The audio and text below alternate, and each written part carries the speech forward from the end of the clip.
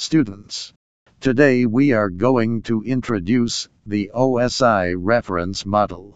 Before introducing the OSI reference model, let's first review the functions of computer networks as covered in the basic computer network course. The primary function of computer networks is data communication.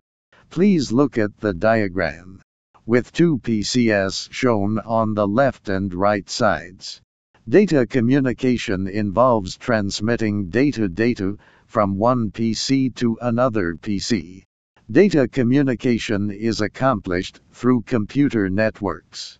The prerequisite for communication between computers is that both communicating parties agree on the same protocol. So, what is a computer communication protocol? In order for data to be transmitted from the source to the destination on a network, all devices on the network need to speak the same language. The set of rules that describe the language specifications for network communication is called a protocol. For example, when two people converse, they must use the same language. If one person speaks Chinese and the other speaks Arabic, they won't be able to communicate effectively.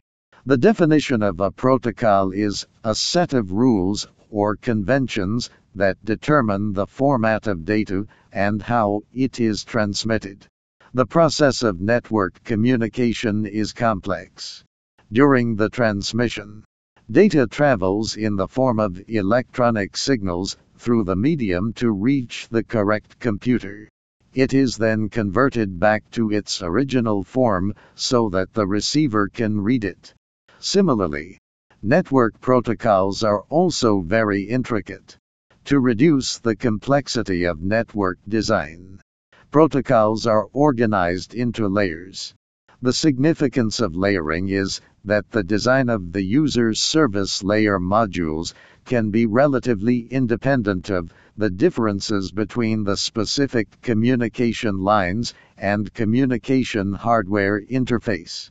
At the same time, the design of communication service layer modules can be relatively independent of the varying requirements of specific user applications.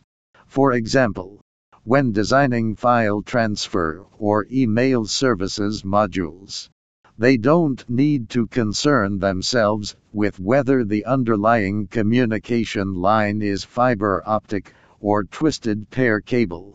Based on the advantages of layering mentioned earlier, the International Organization for Standardization, ISO, proposed the OSI protocol reference model. Let's recap the process. Firstly, for communication to take place, both sides of communication need to speak the same language. So we introduced the concept of using protocols. As network communication is complex and protocols can be intricate, we came up with the idea of protocol layering to reduce complexity. Consequently, in 1974, the ISO released the OSI reference model.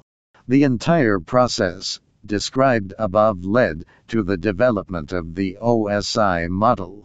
OSI stands for Open System Interconnection in English, and its full Chinese name is. Next, let's use the process of sending a letter to simulate the data transmission process in a network. Firstly, the sender writes the letter and puts it in an envelope. Then, the sender takes the letter to the post office for delivery. At the post office, all letters are sorted and packaged together at a specific time. The packaged letters are then transported by the postal service to their respective destinations. Once the letter arrives at the destination post office, it is unpacked and sorted based on the specific address. The letter is then delivered by a mail carrier to the recipient. The recipient opens the envelope and reads the letter. This entire process resembles the data transmission process in a network very closely. Based on the above example, we can understand that the post office is a lower layer for the sender, and the transportation department is a lower layer for the post office. Lower layers provide services to upper layers. The sender and the recipient use the same language for communication.